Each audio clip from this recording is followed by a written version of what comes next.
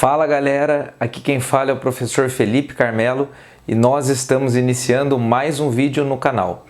E no vídeo de hoje eu tratarei acerca de um tema extremamente importante, extremamente fundamental, principalmente para nós que vivemos aqui em um país do chamado mundo ocidental, né? Porque, como vocês devem saber, a história que nós estudamos, a divisão histórica que nós seguimos, ela é dividida naquele período que vem antes da escrita, né? A chamada história pré-literária, que até anos atrás era conhecida como pré-história. Depois vem a chamada Idade Antiga, Idade Média, Idade Moderna e Idade Contemporânea. E hoje nós trabalharemos a Revolução Francesa, que não à toa foi escolhida como o marco inicial desse período que nós estamos vivendo hoje, a chamada Idade Contemporânea. Para nós, então, que vivemos aqui no Ocidente, nós dos países ocidentais, seguimos esse tempo histórico, que é bastante eurocêntrico e bastante questionável, né? Mas não à toa a Revolução Francesa foi escolhida como o marco inicial desse período. E por que eu digo isso? Porque a Revolução Francesa, ela trouxe novos valores para a sociedade, valores tidos até hoje como inquestionáveis. Por exemplo, hoje é difícil você ver alguém questionando, pelo menos em países que seguem uma democracia, né, valores como liberdade, liberdade de ir e vir, liberdade de expressão, valores como direito à propriedade, por exemplo, ou valores como, por exemplo, a soberania popular. O povo elegendo seus representantes, né? O conceito de democracia, o conceito de república. O Estado burguês, né, as chamadas democracias liberais, elas são filhas da Revolução Francesa. Então, valores que nós temos até hoje como inquestionáveis, né, valores que são aceitos pelo chamado mundo ocidental, eles foram discutidos de maneira bem acalorada pela primeira vez durante a Revolução Francesa. Tá? Então, digamos que a Revolução Francesa ela fundou a nossa forma de enxergar o mundo, hoje para o bem ou para o mal, né? E o modelo de Estado que nós seguimos aqui no Ocidente, ele é filho da Revolução Francesa. As chamadas democracias liberais, a junção de democracia com república, né?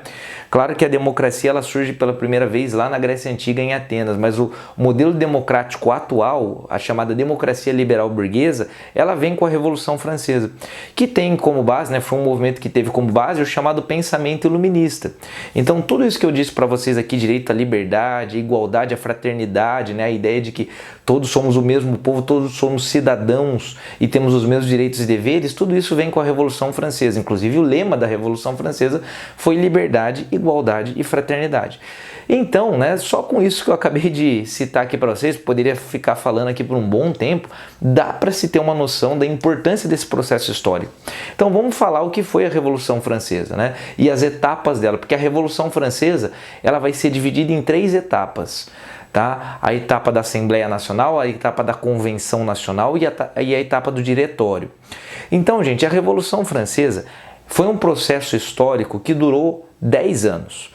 Começa lá em 1789 com a queda da Bastilha e termina lá em 1799, quando Napoleão Bonaparte aplica o golpe do 18 Brumário. Tá? Agora, entenda uma coisa, por que revolução? Os conceitos em história eles não são à toa. O conceito de revolução significa, bem a grosso modo, uma mudança radical, uma mudança que abala todas as estruturas de uma sociedade. Então, quando nós afirmamos que uma determinada sociedade passou por uma revolução, isso significa que essa sociedade se alterou radicalmente e se alterou em todos os sentidos possíveis, culturalmente falando, economicamente falando, socialmente falando, politicamente falando. E foi isso que começou a acontecer na França a partir de 1799. Um dado importante é o seguinte, muitos dizem, ou às vezes é comum, nós estamos lendo em livros, e nos deparamos com a seguinte afirmativa, de que a Revolução Francesa ela colocou o fim no absolutismo na França. Não é bem assim, gente. A Revolução Francesa é o processo que marcou o início da queda do absolutismo na França. E por que eu estou falando isso? Porque a França, após o período napoleônico, volta a ser absolutista. O absolutismo só terminou de vez na França na Revolução de 1830. Mas foi a Revolução Francesa que começou em 1789 que começou a colocar fim ao absolutismo, tá? Então esse é um processo histórico importante. Nós estamos falando da nação mais absolutista da Europa na época, que era a França, era o símbolo do absolutismo europeu, e os valores burgueses iluministas, né, vão servir de base para a revolução que vem com uma proposta de refundar a França. Né? A proposta dos revolucionários, pelo menos em grande parte deles, era criar uma nova França, pautada nesses novos valores que eu citei para vocês, alguns deles, os valores defendidos pelos teóricos iluministas. Tá? Então vamos lá, vamos entender por que a França acabou passando por esse processo extremamente complexo e revolucionário a partir de 1789. Então vamos lá. A França, gente, que era o símbolo do absolutismo, a partir do século XVIII, ela começou a apresentar uma crise generalizada. A verdade é essa, né? O que resume o que vai acontecer com a França no século XVIII é uma crise generalizada. O chamado antigo regime, que era, como os iluministas chamavam, o modelo absolutista na política e mercantilista na economia, o chamado antigo regime começou a convulsionar na segunda metade do século XVIII lá na França, apresentando uma crise econômica, uma crise no campesinato, uma crise política, uma crise social. Então vamos lá, a crise econômica do chamado antigo regime ela vai acontecer justamente porque aquele era um modelo que ele vai começar a se esgotar. Tá? Por quê? Não dava para você manter um modelo que era pautado na cobrança de pesadíssimos impostos sobre a população para manter o luxo do alto clero e da nobreza lá no Palácio de Versalhes. Então, a economia francesa era uma economia extremamente agrária. Ali, enquanto você tinha uma Inglaterra começando o processo de revolução industrial, a partir de 1760, 1770, surgimento da máquina a vapor lá na Inglaterra, a economia francesa ficou estagnada, porque era uma economia ainda com grandes traços feudais, inclusive ainda havia servidão na França, havia servidão nos moldes feudais, uma França onde praticamente toda a população vivia no campo, tá? Ou seja, uma economia totalmente agrária, onde a população tinha que pagar pesadíssimos impostos para sustentar as duas camadas da sociedade que não pagavam impostos, que era o alto clero e a nobreza. Eu já vou chegar na questão da sociedade. Tá? Mas então essa conta não fechava. E os dados dessa época nos mostram que ali no século XVIII a coroa francesa gastava mais do que arrecadava. A coroa arrecadava muito, cobrando altos impostos à população, mas mesmo assim conseguia gastar mais. E conseguia gastar mais com o quê? Principalmente com o luxo, né, daquela nobreza que vivia ali com o rei Luís XVI no Palácio de Versalhes. Fora que a França vai começar a se envolver em guerras e vai aumentar ainda mais os gastos ali na segunda metade do século XVIII. Tá? Então, a economia francesa ela vai começar a se endividar muito, a conta não vai fechar e sempre quando precisava suprir algum custo, a coroa não pensava duas vezes em aumentar os impostos da população. Então nós teremos uma crise econômica pautada numa economia atrasada que cobrava altos impostos, uma economia endividada e que vai se estagnando. Tá? Fora que os privilégios feudais vão aumentar essa crise, né? A população vai chegar a um momento que não vai mais suportar pagar impostos para sustentar o luxo dos outros, tá? que eram os que mais gastavam, inclusive. Tá? Então, uma outra crise que vai começar a aparecer ali no século XVIII, principalmente a partir do momento que as ideias iluministas elas se espalham pela França, é justamente uma crise política, porque a população francesa, que vai compor o chamado Terceiro Estado, já vou falar para vocês como essa sociedade estava dividida, mas a população francesa que não era nobre, né, que não era membros do alto clero, a população tinha que pagar impostos e não tinha nenhum direito. Então você pode pensar, bom, a situação da França era terrível, mas como que você conseguiria alterar essa situação? Através da política. Opa, mas a população não tem direito político também. Então eles não têm voz nenhuma, eles não podem tentar propor uma lei para alterar alguma coisa. Por quê? Porque quem tinha direito político, quem participava da política naquela França, era apenas os membros do clero e da nobreza, que eram os ministros do rei, seus secretários, né? Era um modelo absolutista. Então não tinha como alterar isso. Vai gerar uma crise política, porque as ideias iluministas elas vão propor o quê? A participação política. Veja o que tinha acontecido na Inglaterra, né, na Bill of Rights, ali na chamada Revolução Gloriosa, no final do século XVII, que teve como o redator principal O John Locke, que é um dos precursores do iluminismo. Tá? Então, é importante salientar esse fato, né? A burguesia ela vai começar a exigir participação política. Tá? Então, essas ideias iluministas elas vão começar a tomar corpo, e quanto mais a França mergulhava numa crise, mais o iluminismo ganhava força, mais essas ideias iam se espalhando, especialmente entre a burguesia francesa, que estava em ascensão, porém essa burguesia francesa vai começar a se estagnar, porque a sua principal concorrente, Inglaterra, a burguesia inglesa, vai superar em muito a burguesia francesa e vai começar a dominar os mercados a partir da Revolução Industrial. Então, se nós olhássemos para a sociedade francesa ali às vésperas da Revolução, como que essa sociedade estava dividida? A sociedade francesa é uma sociedade estamental. Tá? O que isso significa? Que você nasce em determinado estamento, você morre nele. Não havia ascensão social ali naquela sociedade francesa. Era uma sociedade que estava dividida em 3 estados, como eles chamavam lá na França. Então você tinha o rei absolutista Luís XVI acima, né? E a sociedade dividida em 3 estados. O primeiro estado era representado pelo clero, os membros do alto clero. Tá? Geralmente os membros do alto clero eram membros provenientes da nobreza. Tá? Então os bispos, abades, né? E esse pessoal representava apenas 1% da sociedade francesa.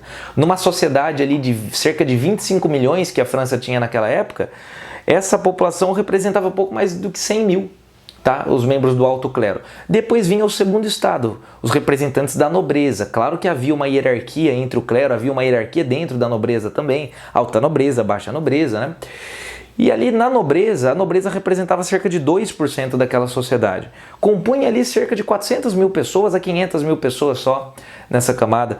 E todo o restante da população francesa faziam parte do chamado terceiro estado, né? Que tinha, dos 25 milhões da população francesa, mais de 23 milhões compunham o terceiro estado. Só que o terceiro estado, gente, era muito heterogêneo, né? Então você tinha desde comerciantes ricos ali dentro, a alta burguesia, donos de bancos, por exemplo, até camponeses, ou o grupo mais radical da revolução que vão ser os sans-culottes, né? Que eram trabalhadores urbanos, pequenos comerciantes, donos de uma padaria, de um açougue, né?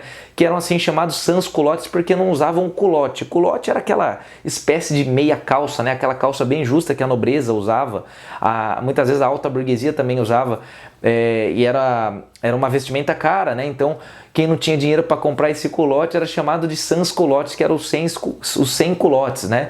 E era um termo pejorativo. E esses vão ser o motor da revolução, hein? Esses trabalhadores urbanos aí que vão ter seus negócios muito atingidos com a crise da França.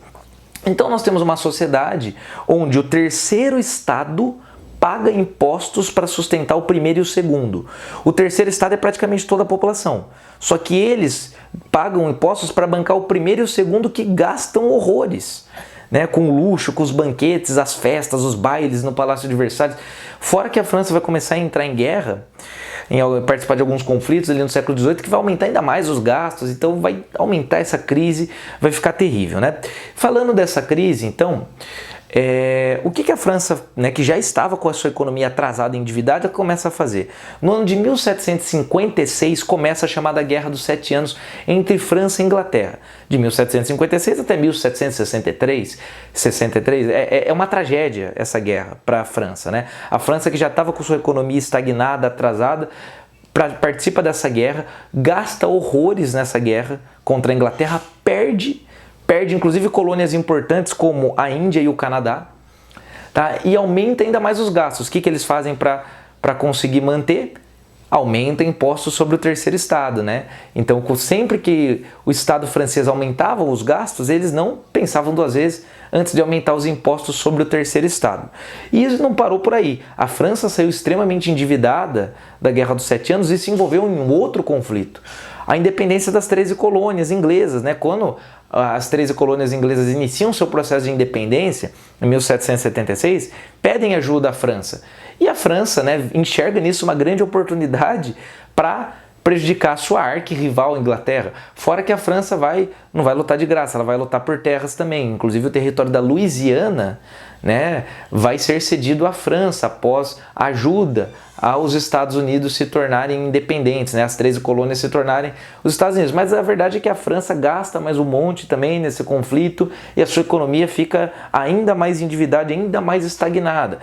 A Inglaterra forçou a França a assinar um tratado com ela, o Tratado de Eden-Heinewald, que é parecido com aquele que a Inglaterra tinha assinado com Portugal, né, de panos e vinhos, que prejudicou ainda mais a manufatura francesa, uma vez que os tecidos ingleses vão entrar na França, né, pagando baixíssimos impostos, e os tecidos ingleses eram melhores, mais baratos, mais acessíveis. A população francesa vai começar a consumir mais produtos ingleses que franceses, quebrando ainda mais a manufatura francesa e atrasando ainda mais a sua economia. Bom, como tudo já está muito ruim aqui na situação francesa, vem aquilo que vai piorar ainda mais, né? Entre os anos de 1787 e 1789, a França passou por dois invernos muito rigorosos nesses 2 anos, tá? E para piorar a situação, além de invernos com temperaturas muito baixas, choveu muito pouco na França entre esses 2 anos. Isso devastou as plantações francesas. E estamos falando de uma economia que era totalmente dependente da agricultura. E onde a base de alimento da população francesa era o pão, né, que vinha do trigo. Então, com essa seca e esses invernos rigorosos entre 87 e 89, grande parte da plantação de trigo se perdeu. Né? E isso traz um resultado catastrófico na França, que foi qual? Uma inflação terrível. O preço do trigo foi lá no alto, não tinha trigo para todos. Qual que foi a consequência? A chamada Grande Fome. Né? Foram 2 anos onde muitos franceses morreram, né, de fome. Porque, para vocês terem uma ideia, a população mais pobre na França chegava a comer 1 quilo de pão por dia. Literalmente, eles só comiam isso. Né? Os mais pobres só comiam isso, pão puro. E o preço do pão chegou a custar o valor de um salário inteiro da população mais pobre, de um pão, ou seja, não dava para comer. E aí, né, que atribuem aquela famosa frase, a Maria Antonieta, ela nunca disse aquela frase, mas que representa muito bem o descaso, né, e a alienação da monarquia francesa em relação ao seu povo. Que teriam chegado para Maria Antonieta, falado que o povo tinha fome, ela teria dito, se eles não têm pão, então que comam brioche, né? Só que o brioche é um pão muito mais caro que o pão tradicional francês. Agora, claro que ela, Maria Antonieta, não saberia o preço de um pão francês, de um brioche e tudo. Por quê? Porque a monarquia francesa vivia em um mundo paralelo lá em Versalhes, longe do povo, não sabia do que estava acontecendo, né? Enfim, diante de toda essa crise, o rei Luís XVI, né, começa a nomear ministros das finanças, né? Ele nomeou como ministro da sua finança, para tentar ver se resolvia aquele déficit do Estado francês, ele nomeia o ministro Necker, que era alguém muito bem visto pelo povo francês. E o ministro Necker percebe uma coisa, né? Ele avalia os gastos da corte francesa e fala para o Luís XVI, vocês estão gastando bem mais do que recolhendo. Uma maneira de conseguir tentar arrumar essa situação é a partir do momento que se os nobres começarem a pagar impostos também, né? Se os membros da igreja, do alto clero e os membros da nobreza começarem a pagar impostos, isso vai ajudar. Isso gerou uma revolta aristocrática, né? Então é curioso isso, né? Que os primeiros a se revoltarem contra o rei Luís XVI não foi a burguesia, não foram os sans-culottes, foram os nobres, né? A revolta dos notáveis. Então isso mostra o quê? Que no modelo absolutista, o rei não faz o que ele quer. O rei até levantou a hipótese, de acordo com o seu ministro Necker, de cobrar impostos do primeiro e do segundo estado. Mas o primeiro e o segundo estado não aceitaram. E o rei então recua. Porque se o rei perde apoio do primeiro e segundo estado, ele não consegue governar. Tá? Então, essa situação ela vai ficando cada vez mais tensa. Com isso, o rei Luís XVI acabou convocando a Assembleia dos Estados Gerais. Né? O que seria isso? O rei Luís XVI chamou o primeiro, segundo e terceiro estado para conversar. Então foram eleitos representantes do primeiro, segundo e terceiro estado para participar da Assembleia dos Estados Gerais. Tá?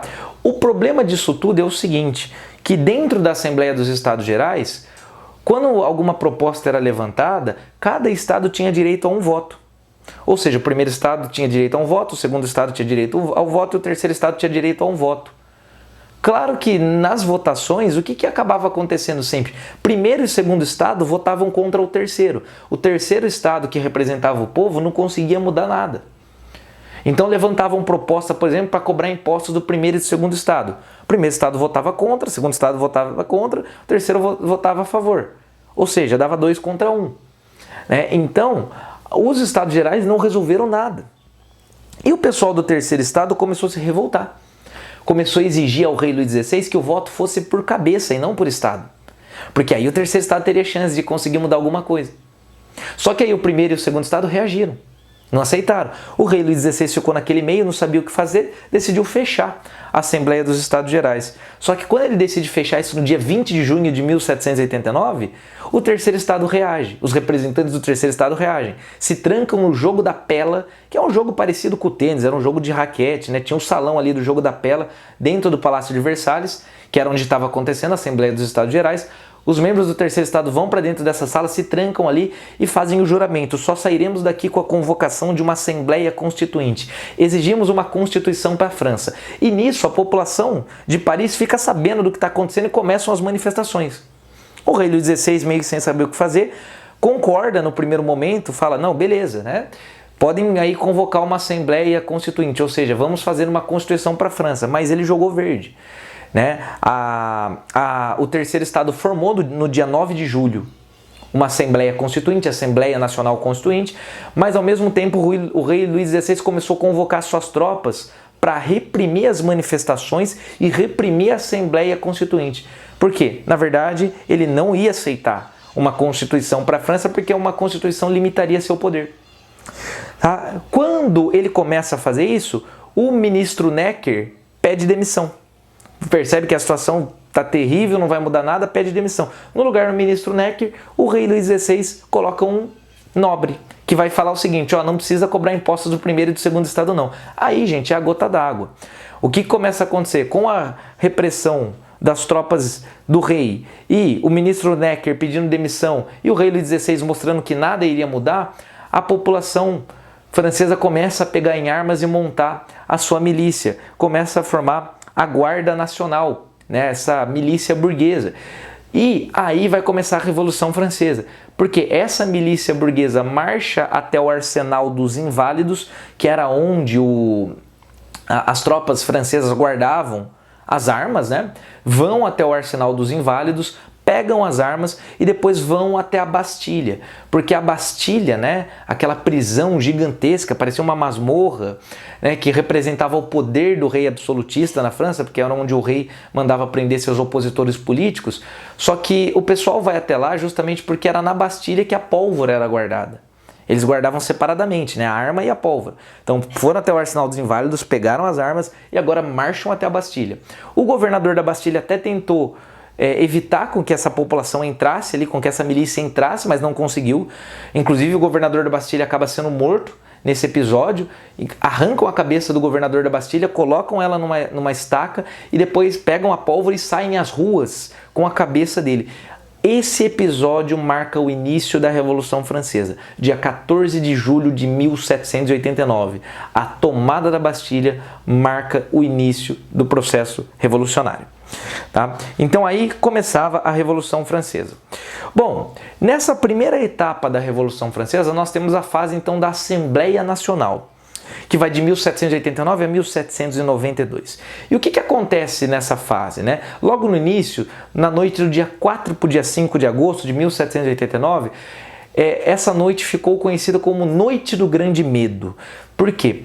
Todas as propostas que o terceiro estado enviaram para a Assembleia foram aprovadas. Porque o clero e a nobreza estão com medo, porque a Revolução começou e a Revolução já começou violenta. Né? Terras de nobres estão sendo invadidas, nobres estão sendo mortos e linchados pelas ruas de Paris. Né? Então já começou violento. E nessa noite do grande medo, todos os privilégios feudais que ainda existiam na França foram banidos, abolidos. Primeiro e segundo estado agora vão pagar impostos. Tá? E ainda em 1789, no dia 26 de agosto de 1789, foi redigida a Declaração dos Direitos do Homem e do Cidadão. Primeiro documento da Revolução Francesa, fundamental, veio antes até do que a Constituição, né? Esse documento, o nome dele já nos ajuda, né? Declaração dos Direitos do Homem e do Cidadão.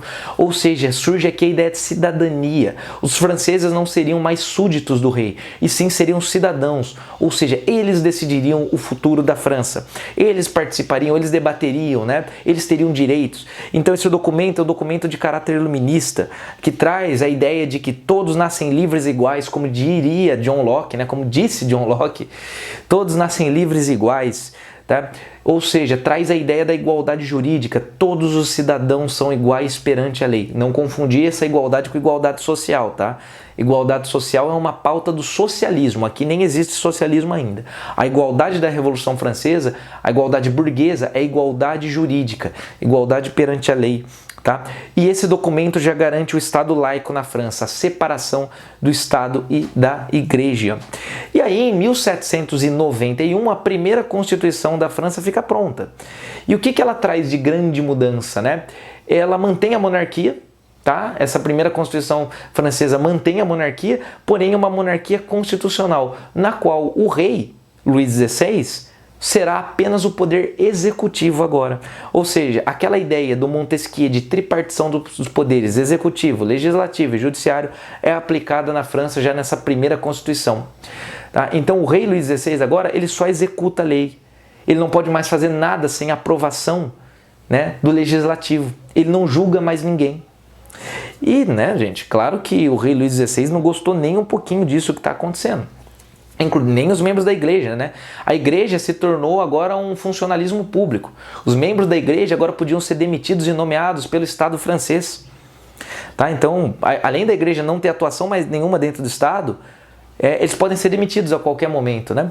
O rei Luís XVI, vendo tudo isso, tenta fugir da França. Tenta ir para a Áustria, que era a nação da sua esposa Maria Antonieta. A Áustria é um dos países mais absolutistas e tradicionais também da Europa naquele momento. Só que já na fronteira com a Áustria, Luís XVI é reconhecido, é capturado e levado para Paris. Isso causa uma desconfiança muito grande, né?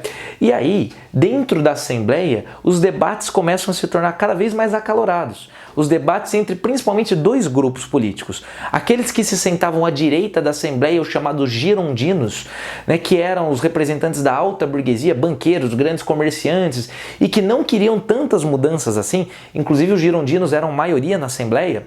Para os girondinos, gente, aquilo que estava acontecendo na França naquele momento já estava bom. Né? Por quê? Limitaram o poder do rei e mais, a Constituição de 1791, e isso foi uma polêmica muito grande, ela criou a participação política censitária na França. Ou seja, para você poder votar, ser votado, se candidatar naquela França da Assembleia, você tinha que ter uma renda mínima. Limitou, ou seja, deixou os mais pobres, os setores mais populares da França fora da política. E para os girondinos, assim estava bom. Os girondinos já tinham dinheiro. Eles queriam o quê? Participação política e liberdade econômica.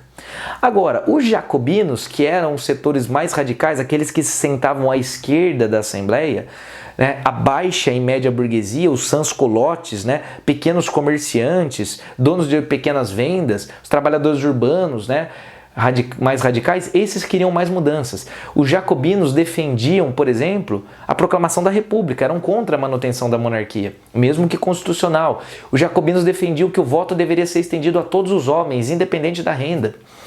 Tá? Então, os jacobinos querem mudanças sociais também, querem distribuição de terras, que as terras dos nobres fossem tomadas e distribuídas entre os camponeses. Então, esses se sentavam à esquerda. É daí que vem os termos direita e esquerda da política. Girondinos à direita mais conservadora e os jacobinos mais radicais à esquerda. Claro que a direita e a esquerda vão mudando com o passar do tempo, tá, gente? Como eu disse, a partir do século XIX, com o surgimento dos socialismos, aí o socialismo vai se tornar a esquerda, tá? A partir do século XIX. E a burguesia vai se tornando cada vez mais conservadora. Aqui na Revolução Francesa, a burguesia ela é revolucionária. Mas depois, a partir do século XIX, a burguesia vai se tornando conservadora. E quem vai se tornando a esquerda revolucionária vão ser os socialistas. Tá? Então, só para deixar isso muito bem claro. Bom, e tinha também, né, o pântano, aqueles que ficavam no centro e que ora iam para o lado, ora iam para o outro, né? Não tinha um posicionamento muito bem definido. Tá? Bom, a verdade, gente, é o que vai acontecer? A França começa a ser invadida pela Prússia e pela Áustria, países absolutistas que queriam acabar com a Revolução. antes que ela se estendesse. Aí é que é o problema. Por quê? O rei Luís XVI vai ser cada vez mais acusado de traidor. Quando se descobre então que o rei Luís XVI estava tramando contra a revolução, os jacobinos ganham força, né? E vão começar a se tornar maioria dentro da Assembleia. Aí, o que vai acabar acontecendo? No dia 20 de setembro de 1792 é proclamada a República na França. E o rei Luís XVI vai ser preso. Tá? Vai ser preso e vai passar por julgamento. E aí nós entramos na segunda etapa da Revolução Francesa, que é a fase da Convenção Nacional, que é a fase mais radical. É a fase que vai de 1792 a 95. Essa é a fase que os jacobinos são a maioria no poder. Tá? E o rei, gente, o rei Luís XVI, ele vai ser acusado, né? Vai ser preso, já ele vai ser executado, já chego lá, né? Mas agora que os jacobinos são maioria, uma das primeiras coisas que eles fazem é criar uma nova constituição para a França. Ou seja, em 1793 a França tem uma nova constituição, uma constituição muito mais popular, que vai trazer, por exemplo, o sufrágio universal masculino. Todos os homens, independentemente da renda, vão ter direito ao voto na França. A escravidão em todas as colônias francesas foi abolida. O que mais? O ensino primário gratuito. Criou-se uma rede de ensino primário gratuito, ou seja, aquilo que o Rousseau defendia, né? O que é digno, tudo que for necessário para a vida, segundo Rousseau, não poderia ser privado. Tudo que fosse importante para uma pessoa ter dignidade não poderia ser algo privado, teria que ser público. E os jacobinos seguiam muito as ideias do Rousseau. Tá? Que mais? São criados o Tribunal Revolucionário, o Comitê de Salvação Pública, o Comitê de Segurança Nacional, né? E no dia 21 de janeiro de 1793, o rei Luís XVI é guilhotinado, né? A guilhotina, que é aquela invenção, né?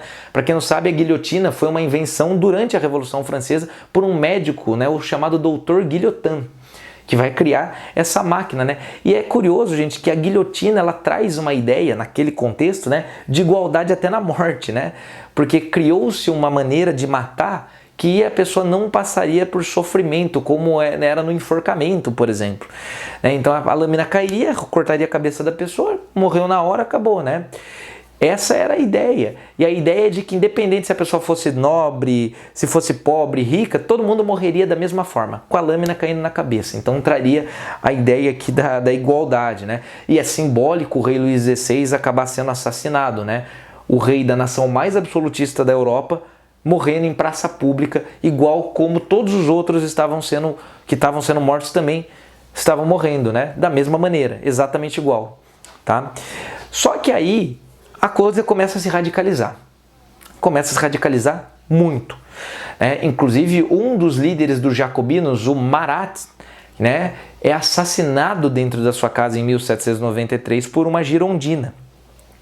Isso faz com que Robespierre, outro líder jacobino, né, o advogado Robespierre, assumisse o controle da França de maneira ditatorial entre a metade de 1793 e 94. Essa fase ficou conhecida como a fase do terror, porque mais de 40 mil pessoas são guilhotinadas nessa etapa. Então você imagina, Robespierre, quando ela assume a França está vivendo um período terrível. Invasões externas, Prússia e Áustria e Rússia invadindo a França, convulsões internas, crise econômica, né, preços lá no alto. E o Robespierre, ele radicaliza ainda mais, ele tenta descristianizar a França, fecha a igreja, padres vão ser assassinados, né? Tenta tabelar os preços do pão, principalmente, né? A lei do máximo, e começa a acusar os padeiros, né? De cobrar muito caro, aí padeiros vão ser assassinados também, vão ser acusados como traidores, né? Um negócio horroroso. É uma fase muito radical, é uma fase de violência que, inclusive, o Robespierre vai enxergando inimigo para todos os lados, né? Todo mundo podia ser um inimigo, um traidor, um espião infiltrado. Inclusive, o próprio Danton, que era um dos líderes dos jacobinos, acaba sendo acusado de traidor e morto na guilhotina também. É acusado, né? E condenado pelo Tribunal Revolucionário. Isso acaba causando uma crise, um espírito de medo dentro da França, e o Robespierre acaba perdendo o controle, né? Tanto é que o Robespierre, ele próprio acaba sendo guilhotinado em 94, né? Ele vai ser acusado de ser um traidor e acaba sendo guilhotinado. O que gera uma reação que ficou conhecida como Reação Termidoriana, né, porque aconteceu no mês de Termidor, no calendário revolucionário francês, e os girondinos voltam ao poder a partir de 1795. E aí nós temos a última fase da Revolução Francesa, entre 1795 e 1799, a fase do Diretório, que tem esse nome porque o poder executivo na França vai ser governado por 5 diretores eleitos de maneira censitária, ou seja, volta o voto censitário. Uma nova Constituição é feita, 1795, terceira Constituição da França, volta a escravidão nas colônias, volta o voto censitário, e agora nós temos o terror girondino, ou o terror branco, né? Os girondinos vão perseguir os jacobinos. E a França vivendo todo aquele caos, ninguém conseguia botar ordem, a crise econômica era terrível, e nesse meio tempo o jovem general do exército começa a se destacar. Napoleão Bonaparte começa a se destacar e começa a ser visto como uma espécie de salvador por todos, desde os camponeses até a alta burguesia. Os girondinos, gente, queriam alguém para botar ordem na casa para os negócios deles voltarem a dar lucro para a economia francesa ser recuperada. Nesse momento, Napoleão, esse jovem general do exército, responsável pela derrota dos exércitos austríacos, prussianos e russos, né, vai ganhando notoriedade e até que no dia 18 do mês das brumas, né, que seria o nosso novembro, Napoleão Bonaparte dá o golpe, apoiado pela burguesia, e assume o controle da França, dando início ao período napoleônico e colocando fim na Revolução Francesa. Eu espero que vocês tenham gostado do vídeo, gente. Se gostou, deixa o like aqui embaixo que me ajuda bastante. Um forte abraço e até a próxima.